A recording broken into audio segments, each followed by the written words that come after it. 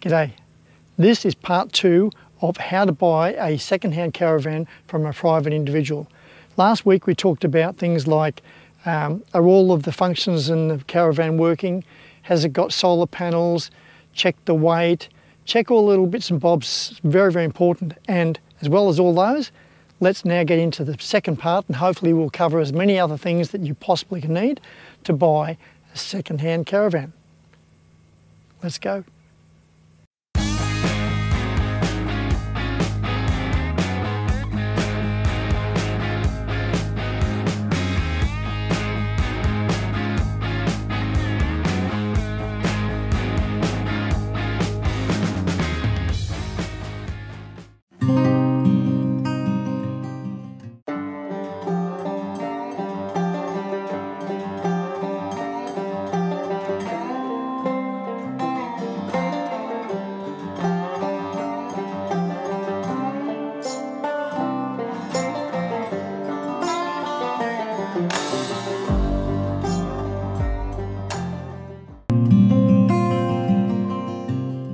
There's two types of fridge that you might get in the van. There's the absorption, which is the 3-way, or it might be a compressor type, which is 2-way, 12 volt and 240 volt. Most people sort of semi-panic thinking, oh, I don't want the compressor one, if it's only got 12 volt and 240 volt. You'd be surprised. It's a whole different technique, and it doesn't use that much electricity out of your 12 volt battery. But the 3-way, the compressor type, it certainly gobbles up some of that precious gas. You probably get around about, if you just had the small gas fridge and the gas stove, you're probably going to get about 6 weeks off a big fella like this, 9 kilograms. So yeah, you got those two types. And the sizes in the fridge, typically in a small van, it's just going to be about 90 litres, which is about the same size as a small bar fridge if you had it out in the garage. The next one up from the 90 litre is the 150 litre, which is the one I've got in my new van, and that's really quite nice. It's about like a size of a rather sort of small to medium sized fridge that would be in a 1-bedroom apartment. And the next one, the big boy, is about 190 litres, and that's like a pretty serious fridge in a pretty serious caravan. So we're probably talking top of the line type of caravans if you're going to get that sort of scenario. But any which way, all of them are pretty good. The 3-way is pretty good. 3-way means it's gas or 12 volt or 240, and the other type was just 12 volt and 240.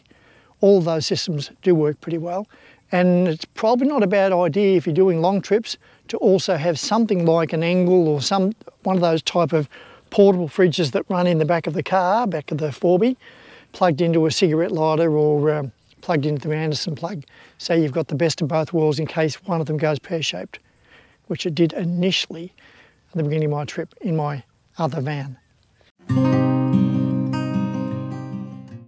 Another little trick, just before you pay the final payment and go and hitch it up on the back of the car and say, woohoo, got the new van, just check that the awning works. So when you go back to pick it up, have the awning fully out, and then let it in yourself and pull it out yourself to see there's no little hiccups, no big tears in it, or no broken mechanisms, because if you have that, it can be all sorts of drama. Make certain everything's working. Rear camera. Now you might be wondering why the camera's angled up like this. There it is, the rear camera. I call it a rear camera because it's not really a reversing. The way I've got mine wired up, it's not wired up as a reversing camera. It's wired up as a all-the-time camera. That means when it's plugged into my car, it means while I'm driving down the road I can see cars behind me. Yes, I know you could say it's a distraction, but I can turn that on and turn it off at will. It comes on a separate screen, and it just gives me the ability that if I'm driving, because it doesn't matter what size van you've got, when you're driving down the road, sometimes you just can't quite see people behind you, and you really don't want to be holding up cars and trucks streaming behind you. And the only way to do it is to just drive a little bit so you can see in the rear vision mirror, and you still really can't see that well. So the safest way is to have one of these. You could either turn it on or turn it off, or just leave it on at all times, and that way you can see the cars behind you, see the cars and the traffic building up, and then you might decide, oh look, I'll just pull over, literally to the side of the road and let the stream go ahead, and so on and so forth. And the other obvious fantastic thing is when you're reversing, as a one-person band, when you're reversing into an area, rather than back it up with the mirrors, jump out, go and have a look, back it a bit more, jump out and have a bit more of a look, you can see quite a lot with your rear-facing camera. So that's definitely worth. If you don't have one, I would recommend getting one. And if you've got one, whew, lucky you. And there's a couple of connections you can have those cameras. The camera itself with your car. The screen inside the car can be connected all the way with what they call RCAs. They're not very good. They're pretty cheap to knock out. Another type is, I think it's called a 9-pin. That slots in. And if you want the ultimate, which is what I've got now, it's a special trucking type module that sits into the onto the drawbar of the Caravan and then screws into the back of the car. And that, as I said, is the ultimate because it really works well. You never lose a connection. It's nice and strong, good resolution, good viewing. So if you want to do all those upgrades, that's what I'd recommend. If you're a wee bit impulsive like a very good friend of mine, you might want to get a little bit organised, because what might happen is you might get out to the van and say, that's it, yep, we'll take it, pop it on the back of the car and let's head off. Whoa, Nettie. What you might need to find out is, on your phone call when you're making inquiries about it, find out what type of hitch it's got. Realistically, there's probably about two types. There's a D35 type, or there's a 50mm ball, good old-fashioned, which we have for a box trailer or just a normal boat. Find out which type of hitch it is, because you don't want to arrive there all excited and then say, like, let's go, and not be able to tow it away. Yeah. So 50mm or the D35 type hitch. Not sure myself when this comes in, but if the Caravan's a bit of a monster, like said vehicle, then you'll need what they call a breakaway. And that's an electronic thing that goes in, and there's some electronics inside the van that do special stuff. What happens is when that wire that's attached to your car, if for some reason the Caravan becomes separated from the car, what it does is it stretches this particular steel cable, and when that happens, it will make the Caravan stop on its own account somehow. I can't imagine what that would look like, but apparently that's what a breakaway cable is. Water tanks. Now when you first get your Caravan, you'll typically either get one of these or two of them. They're just the fillers for putting the water into the van. Now they are a little bit tricky. Those people who already know, that's fine, but if you don't know, it can be a bit frustrating. When that cap is locked, what will happen is it'll spin. You can see it just turning around. And when it's unlocked, and almost all the keys look the same, they're that type. Hopefully you can see that. And to unlock it, it's just turning it one way. Done, it's unlocked. Now what you need to do is you need to push in and turn. So it's push and turn. There we go. Oh, it worked. Lucky day. Okay, that's the for filling up the water. Now, as I said before, you can get different types of either single or twin fillers. You need to know at some stage how much water the Caravan's actually carrying. My other Caravan, I think it had 60 litres in the actual tank, and on the back I had two water containers that were slotted in those little water containers, or the containers you see on the back of Caravans. I didn't have fuel, I actually had 2 lots of water. Thought that was always a great emergency, and I had one on the roof of the car as well. Now on this particular Caravan I've got 2 tanks, and they're both 90 litres each, so I've got 180 litres. Now with that water I am using it for washing up, for just general, cleaning my hands, and also luxurious, have a shower. But having a shower in a Caravan is not quite the same as having a shower at home. In a shower at home you can luxuriate and wash your hair and do all that wonderful things.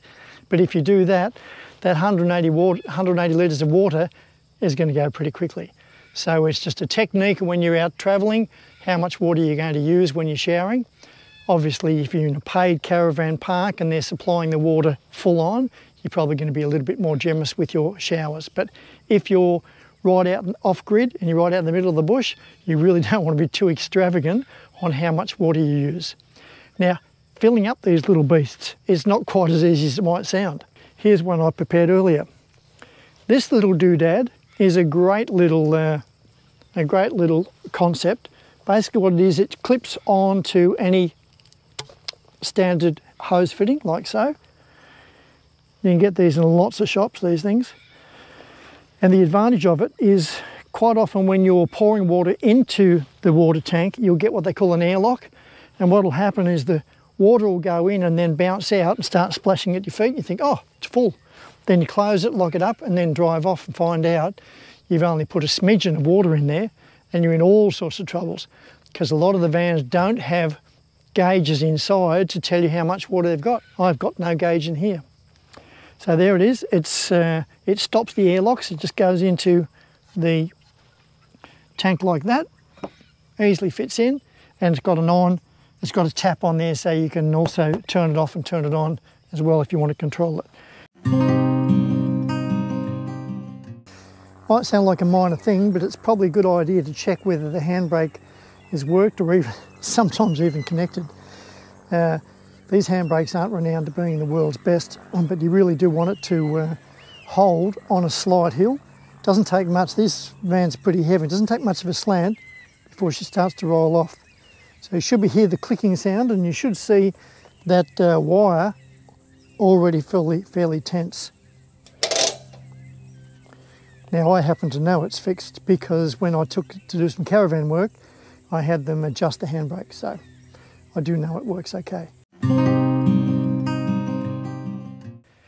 Okay, there's 3 types of ability for a caravan: on-road, semi-off-road, and fully off-road. An on-road caravan is just basically all the caravans you see for sale. If nothing is flash about them, they'll just call them a caravan. And they will be capable of going on anywhere there's tarmac. So as long as the road is well made, or it's even made, your on-road caravan should be fine.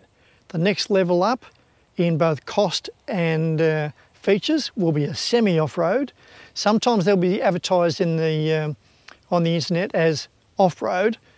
It's a bit debatable. Semi-off-road is well on the way, and that will give you the ability to be able to go onto corrugated roads, some corrugated roads, and some bush tracking.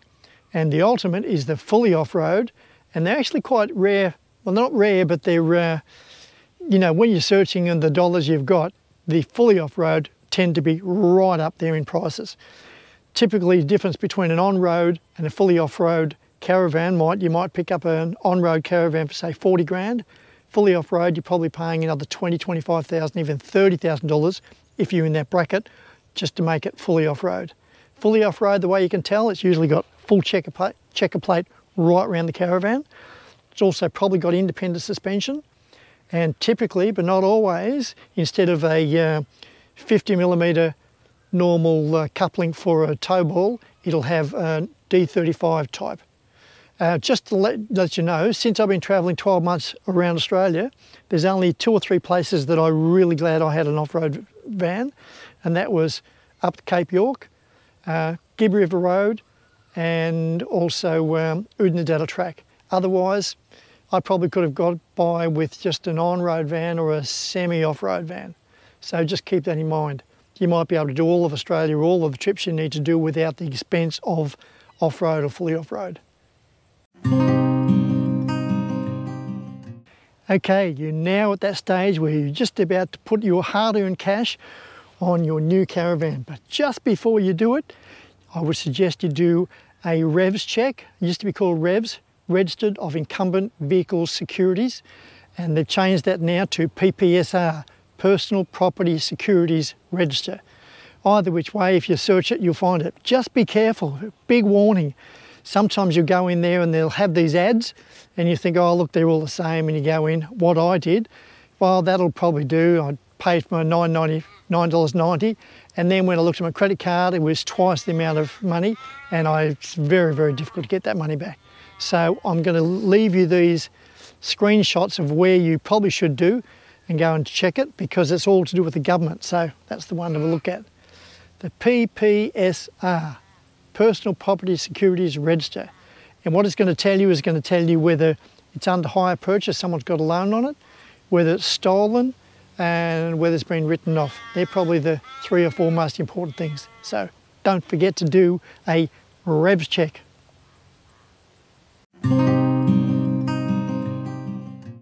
Well, there you have it. A second video in a 2-part series all about buying a second-hand caravan in the private domain. Hopefully I've covered most of the things that you'll need to know when you're buying or you're thinking about buying a second-hand caravan. Obviously there'll be some things I haven't covered, and if you've got some comments, please pop it in the comments down below and we'll see if we can make a definitive list on what's the most important thing when buying a second-hand caravan. If you like this video, please give it a thumbs up. If you haven't already subscribed,